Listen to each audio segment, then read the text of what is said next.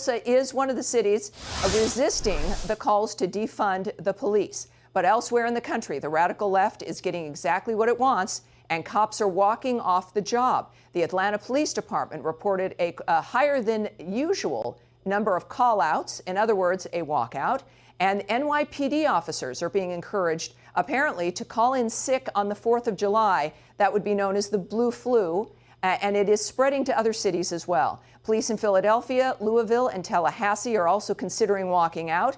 And joining me now is a woman who has perhaps the best perspective of what the police are facing and have been facing. Heather McDonald, Manhattan Institute fellow and author of the aptly named The War on Cops. Heather, welcome aboard. Thanks for joining me.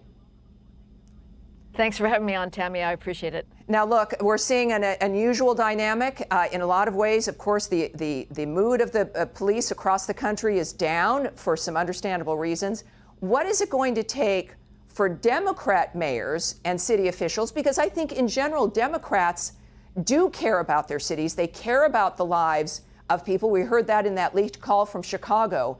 What is it going to take for people to stand up for the police officers, which provide social cohesion in every city, whether it be blue or red? Well, I think you're being a little too generous. It took about 3 decades of increasing crime in New York City for voters to throw out the existing Democratic political structure there and bring in a mayor that actually did care about the lives, the thousands of lives that were being lost in the black communities. It turns out ideology is a lot more powerful than even a mayor's interest in being reelected. What's happening to the police in this country, Tammy, is tragic and outrageous. They are living under the effects of a lie. All of them are being painted as racist, systemically racist. The reality is we don't have a policing problem in this country. We have a crime problem. The police are in the neighborhoods that they are because that's where people are being victimized.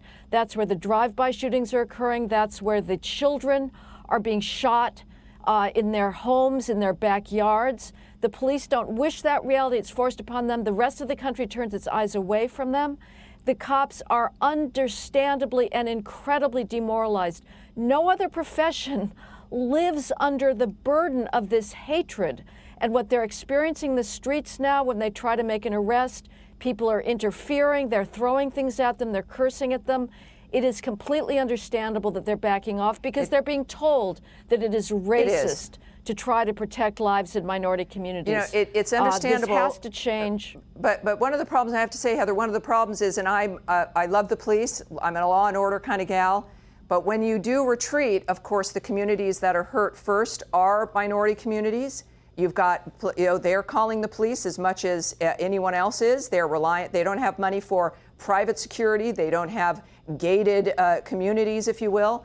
And so that concerns me a little, right. But it really is an attack. And you noted New York. New York, it's a single party city, like Los Angeles has been to some degree. Certainly Chicago is a disaster because it has been a single party city, I think, for 140 years.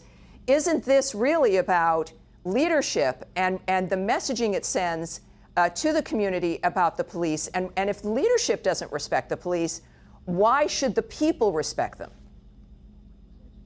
It's absolutely about leadership. These leaders can ask their police chiefs, tell me the reality of crime. They can be out there in front saying the police are not racist. We need the police. Our communities need the police. Instead, the leaders are pandering to the most radical elements in their cities, and they are selling out those thousands of law-abiding residents of minority communities. So what it's going to take, I don't know, Tammy, and it is a dilemma.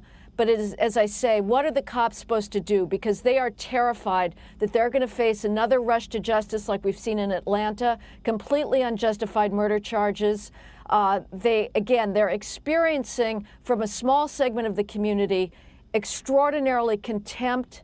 They worry now about more shootings. I'm terrified myself that we're going to see a lot more attacks on cops.